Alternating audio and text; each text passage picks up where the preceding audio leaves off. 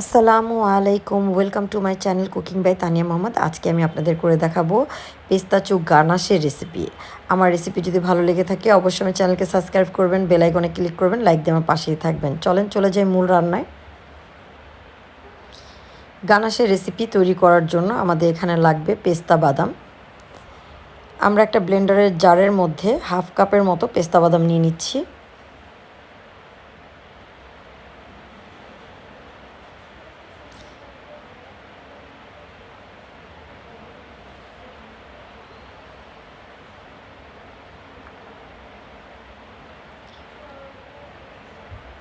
জারটা এখন ব্লেন্ডারের মধ্যে বসিয়ে আমি একটু মিহিন পেস্ট গুঁড়ো করে নিব।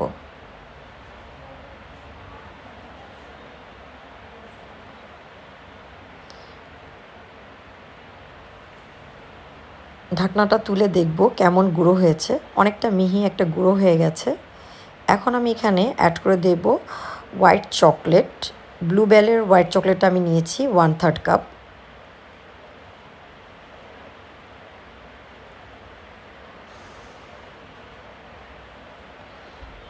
আপনারা যে কোনো ব্র্যান্ডের হোয়াইট চকলেট এখানে ইউজ করতে পারেন, কিন্তু ভালো মানের হোয়াইট চকলেট হতে হবে। আমি হাতের সাহায্যে দিচ্ছি, আপনারা অবশ্যই মেজারমেন্ট কাপ ইউজ করবেন। আবার ঢাকনা দিয়ে আমি আবার একটু অন অফ করে নিলাম ব্লেন্ডারটাকে একইভাবে চালাবেন না, একটু অন অফ করে নেবেন আর একটু চেক করে নেবেন।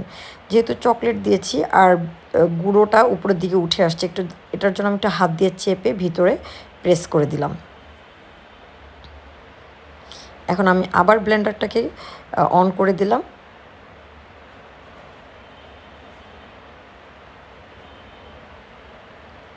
এখন আমি ঢাকনাটাকে তুলে দেখব যে কেমন হয়েছে। অনেকটা মিক্সড হয়ে গেছে। এখন আমি এটার মধ্যে 1/3 কাপ, হ্যাঁ 1/3 কাপ দিয়েছি চকলেট আর 1/4 কাপ দিব হচ্ছে হুইপিং ক্রিম। আমরা 1/4 কাপ হুইপিং ক্রিম এখানে অ্যাড করে দিয়েছি। সাথে দিয়ে দিব 1 টেবিল চামচের মতো বাটার।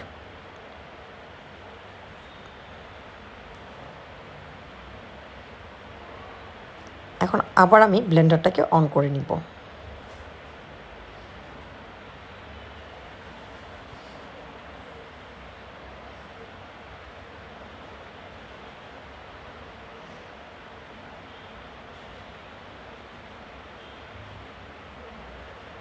এখন এটা একটু আমি চামচের সাহায্যে মিক্সড করে দিব, যেহেতু আমরা ব্লেন্ডারের মধ্যে পানি ইউজ করিনি আর বাদাম, চকলেট, হুইপিং ক্রিম মিক্সড হয়ে একটা আঠালো মতো ভাব চলে আসছে, তো এর উপরের দিকে উঠে আসে, এটা মিক্স হতে চায় না। এটা একটা চামচের সাহায্যে একটু উপর নিচ করে দিতে হবে, তাহলে ভালো করে মিশে যাবে।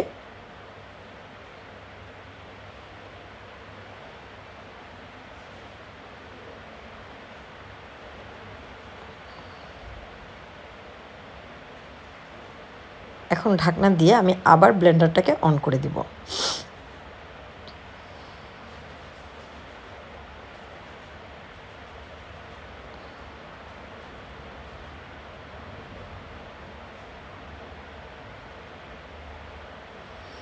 ঢাকনাটা তুলে দেখব যে কেমন হয়েছে।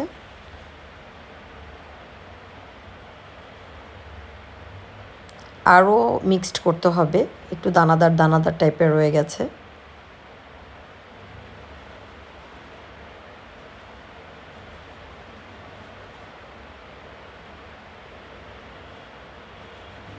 একটা মিহিন একটা লিকুইডি পেস্ট তৈরি হবে।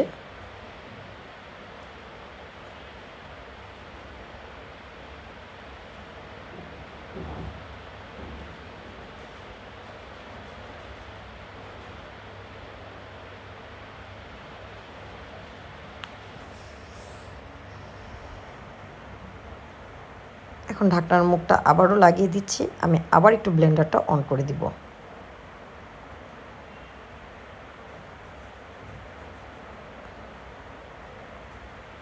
কয়েক সেকেন্ড আবার ব্লেন্ডারটাকে অন অফ করে আমি চালু করে ভালো করে ঘুরিয়ে নিব।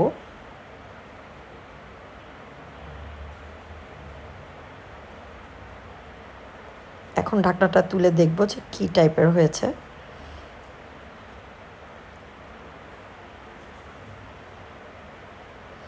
এখন আমি আবার একটু নাড়াচাড়া দিয়ে উপর নিচ করে দিব।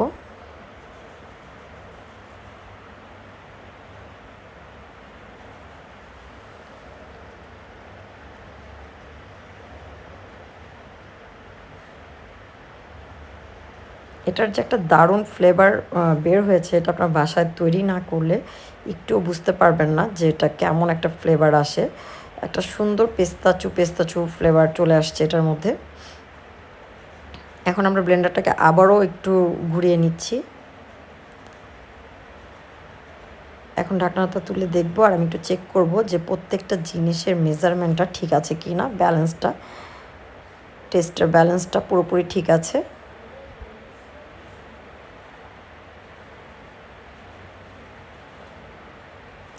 এখানে আমি এখন একটু ফ্রুট কালার অ্যাড করে দিব, গ্রিন ফ্রুট কালারটা অ্যাড করব। ফ্রুট কালারটা অপশনাল, আপনারা চাইলে দিতেও পারেন, নাও দিতে পারেন। আমি 1-2 ড্রপের মতো ফ্রুট কালার এখানে দিয়ে দিয়েছি। ব্লেন্ডারটা আমি আরেকবার একটু প্রেস করে দিব।